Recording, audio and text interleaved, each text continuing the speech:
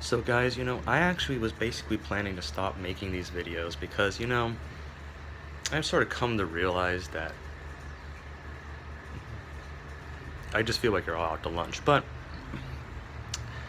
I had this dream where, take it as it is, where God came to me and she said, I need you as my son not to despair for your people.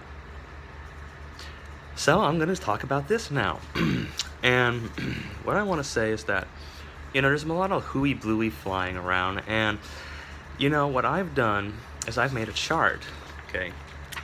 And what I've done is I've called this chart, to make it just real concrete, 5 steps to preventing a mass shooting, okay?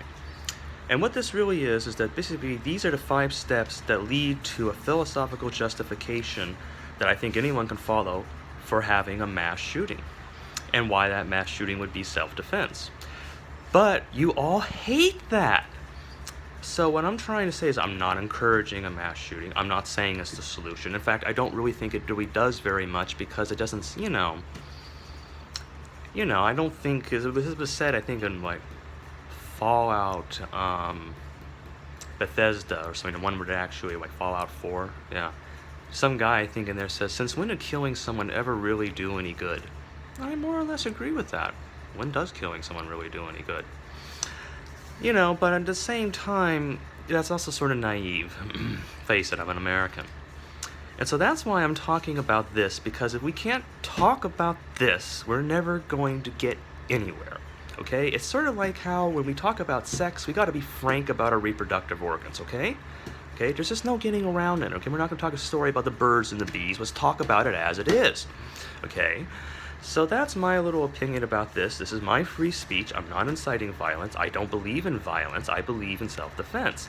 And I don't think the self-defense is really going to be, help unless there's just certain parameters. And while I agree with them, I don't really feel like I'm about to do them right now. As Captain Kirk says, I'm not going to be violent today. And I wasn't violent yesterday, and that's all I can say. Maybe violent tomorrow, but today I'm not going to be violent, because today I still believe that we can dialogue. So what I'm going to say here is that right now, I'm going to have this here, and I can't really show you, but it's all here, step 1, step 2, step 3, and I'm just going to go through it here. I'm just going to read it from this chart. Okay, so this is 5 steps to preventing a mass shooting. Okay, so first, number 1, this is Society's step 1.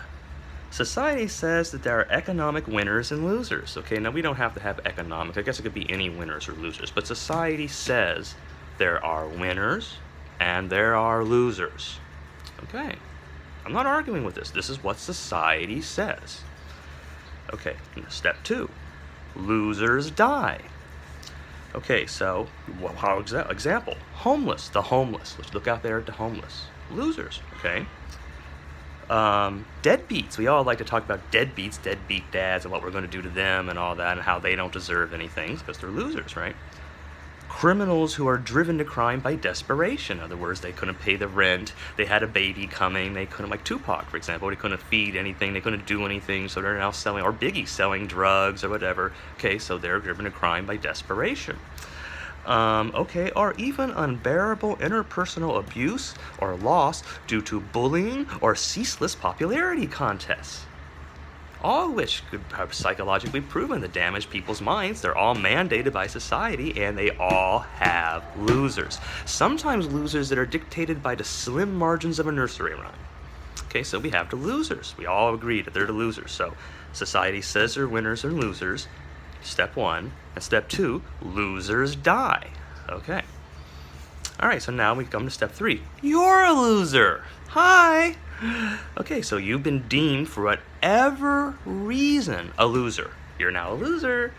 Okay, I'm not going to talk about whether it was right or wrong. I'm not going to talk about whether you merited or deserved it or not, or whether you agree with it or not. I'm just saying that this is the clunk, clunk, clunk, clunk, clunk, the gears of the society. Clunk, clunk, clunk, clunk, clunk. Now, okay, so step 1, society says that there are winners and losers. Step 2, losers die. Step 3, you're a loser. Okay, now we come to step 4. So it says, if society refuses to protect you as a respectable, however different individual, then they have lost the right of protection from you. So, I'm backed by Rousseau on this. Rousseau was one of the first people to say that, like in a poetic statement, basically, that man is born free and everywhere he is in chains. He's one of the first people to ever really radically criticize and discuss society. And he theorized that back in the day we were all running around scared in the wilderness with monsters and saber-toothed tigers running after us. That we all engaged, whether consciously or not, in a social compact that by all of us together, we were more powerful and more capable of defending ourselves and bettering ourselves working together than not. Spinoza said the same thing. He said that man and woman is always better with society than without. Of course, this is before the concentration camps. So, and this is before abject poverty. But anyway, what I'm saying is that we wouldn't have any of those things except for the fact that society has deemed that certain people simply aren't worth their care. And if society is going to do that, then they've abrogated the social contract, and now the deserted individual no longer has any obligation to protect you. You see what I mean? Because you turn your back on them. So if you're in a society where you're living in the middle of a city and there's nowhere you can run off into the wilderness and trap a bunny and eat it or something, or build a log cabin like Thoreau, you're trapped in some sort of urban wasteland, and now they decided you're a loser and you're going to be part of their little charade, and there's nothing you can do about it, then in a sense that society has lost the right of protection from you as an individual, because they themselves have said that, because they've said you're not worth our protection, so how can we demand your protection of us? We don't even want it, right? So you see, and this is self-evident from society's mandating the existence of winners and losers to begin with. So you're going to have a society that always going to say they're winners and losers. Then just the fact that the society says that means that at any time, any citizen has the right to stop protecting it. Because after all, we've already said that they're winners and losers. So if at any point in time you think you're a loser, I guess you can just do whatever you want. Because we're not going to make any effort to try to make sure everyone has an equal, starting point, or everyone's getting cared for equally or anything like that. So by the very fact that we say these people are going to be okay and these people are going to die, they've already abrogated the social contract, see? So that means we come to step 5, all right? Because the loser is going to die, a mass shooting becomes evident self-defense. See? It's very logical. It's called philosophy. I'm making a political discussion right now. Okay? Because the loser is going to die without the aid of society, and because he or she has nowhere to go and has no recourse, a mass shooting becomes a self-evident defense against tyranny. Now, you can't look at this and say that I'm trying to incite violence any more than Thomas Madison was trying to incite violence when he, supported the American Revolution, all right? This is discussion. Now, do you want to discuss this, or do you just want to go into another, whatever's, okay? But if you aren't willing to discuss it, then it's just like you're just too prudish to talk about sex.